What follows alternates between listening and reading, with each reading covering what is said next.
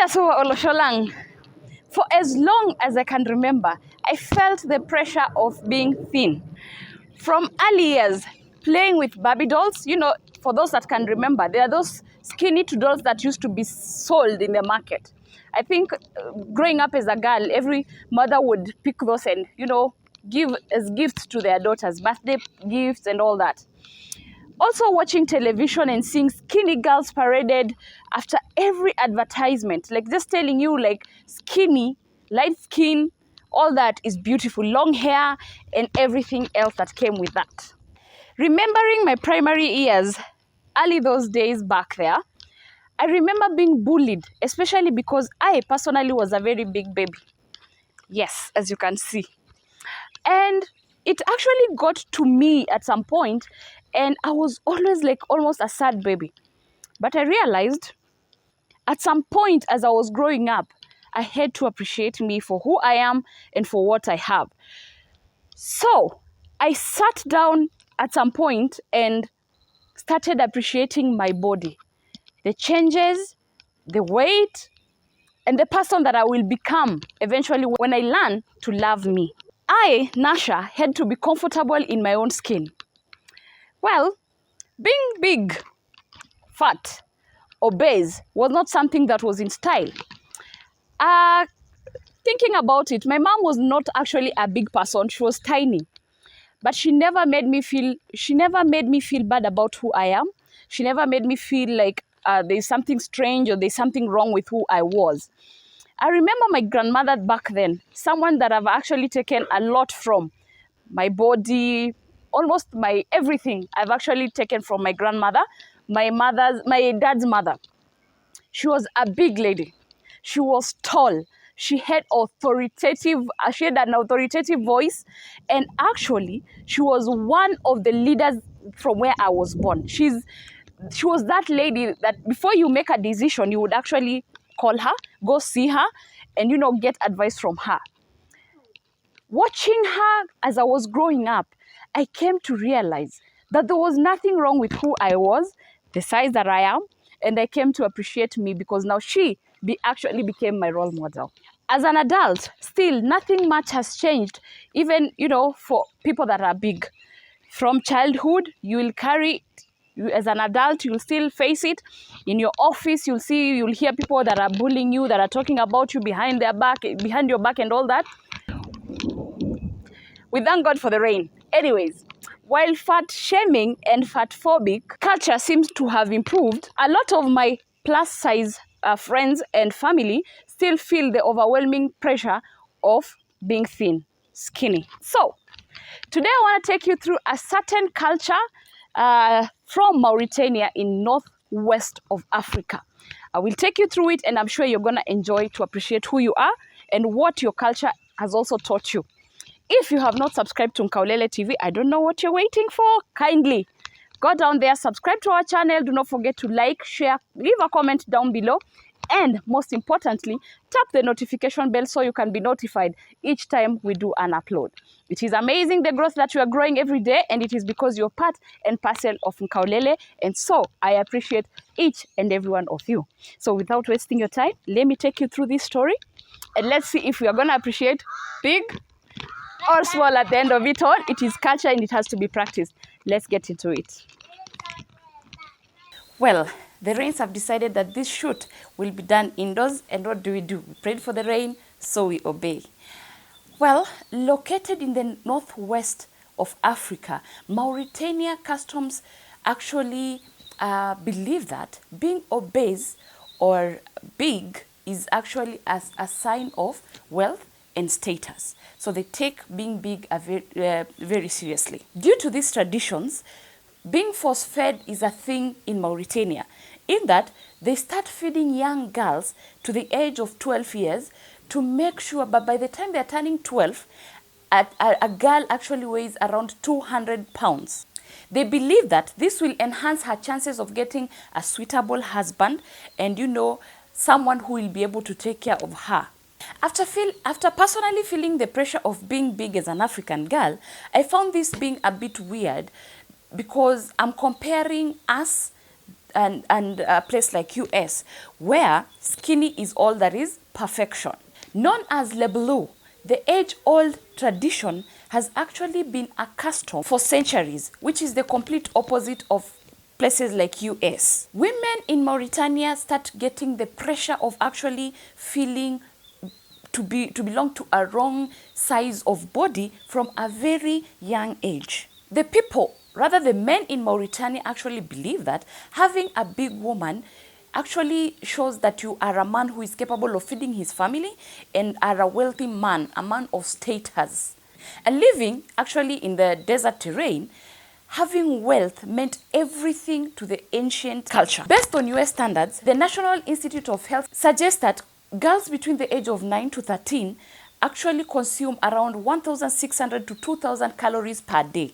But for the girls that actually practice Leblouh in Mauritania, they are forced to take in around 14,000 to 16,000 calories per day. Actually double, triple what is the normal health standard. This fattening program are actually not just a small thing. They are taken very seriously. In fact, there are women that have actually put up camps to assist those women that cannot, fatten or force food, into their girls. So there goes up to 300 kilometers away camps that have been built from the city where people take their girls to be force-fed for 3 months. So what happens is you actually pay as much as $155 for your girl to be fattened for 3 months. How you end up going to pick your daughter, whatever she has put in her body, doesn't necessarily matter to you. It is the fact that she will be big and hence have a husband. So that was the most important thing. That is what the Mauritanian mothers are looking at. These feeding programs are actually intense, and you have to actually, do what they tell you to do. It is so intense that if you do not comply, you can actually go through torture, you can be beaten, and if you're too stubborn, you're locked away in a different room where other women that are big or other people that are going through the whole Leblouh program will be coming in to body shame you. So they'll come and, make you feel like you're too skinny, you don't look like money, you don't look like wealth, and that would actually drive a girl who is between 9 to 13 years into force feeding. Without, you won't, if every day you're locked up in a room, there's a lot of food around you, and then people just keep walking in, telling you how you look, skinny and unhealthy and stuff like that. For that age, looking at my daughter, she's 12, me just telling her something about her body will actually drive her nuts. So you can imagine these people are telling you this every day, and you actually have to comply. Before the age of 12, which is actually the correct ripening age for marriage, according to the Mauritanian culture, a girl should not weigh anything less than 175 pounds, which is actually equivalent to 76 kgs. In 2007, a study actually reveals that 75% of Mauritanian women have gone through Leblouh. Although Leblouh is becoming less appealing to young people, those that are in the countryside are actually resulting to dangerous measures where they actually now go into taking animal steroids and fattening medication. You see that someone can actually just buy this medication from anywhere. You will realize they are sold like just the way we walk, like here in Kenya. While you're walking on the market, you hear dawa ya mende, 20 bob notes, you fukuza panya kunguni na wenzake, something like that. There, it's actually the steroids and animal medication that make the animals big, That is now what they take. They risk a lot. These girls actually risk death because of taking animal steroids. They risk heart diseases. They risk high blood pressure. You can imagine your 9-year-old having a stroke, having high blood pressure because she needs to be fat. And you're the one who is force-feeding her so that she gets a husband. Their feeding program includes waking up very early in the morning, having a liter of sweetened camel milk, having couscous, having porridge, and all these actually have oil added into. Because it is actually a desert terrain, you might find it is hard for them to be making soy milk every time, to be making mala or, getting ghee out of the milk and everything. So they end up adding cooking oil. So you find that in those camps, they buy those gallons of oil. So each time you're being prepared something, if it's porridge, they add in the oil. If it is a couscous, they add in the oil. All this time. Do you know they take up to 20 balls of couscous? They are rolled into balls. These things, for those that don't know couscous, I'll do an explanation down below. So they do those balls, and you're supposed to take up to 20. And this meal, actually, you are supposed to take within 2 hours and not spread it more than that, because there's a short break, and then now you take the other meal. If, for instance, you're taking your meal and you feel sick, you're allowed to leave the house, go outside, put fingers in your mouth, down your throat, and throw up. Feel a bit better, then come back in and start doing the whole meal all over again. It's actually as like a cycle. So in my head, I'm thinking, if I have to go do this, I might have to just think that I'll never throw up, that I'll have to take it in no matter what it goes. Otherwise, you have to leave the camp big. It doesn't matter. And by the way, looking that this comes from the mother, the parents, that will be pushing you to take it down, you might know that there's no option when you go home. So I'd rather you take it here by force, by fire, with a group of other girls, than go home. Then your mother now going again to start the whole music. You're not big enough, you're this, you're like this. Body shaming is not something people take lightly. It is a tough one. And it's something that actually stays in your head for as long as you can remember. Well, most African countries actually believe that having a husband is something very important. It is a way of defining success. So as you can already tell, in Mauritania, a big girl already is successful, because it doesn't matter what she will do after marriage. No, the fact is she is big, she's gotten a husband, and she has left home. So the parents are actually very, very happy. These girls don't necessarily go for it. Not most of them like it. So that is why it is called force feeding. I hope you have learned something about Mauritania, and that because it is their culture and it is a tradition that they have to practice, we gotta respect it no matter what.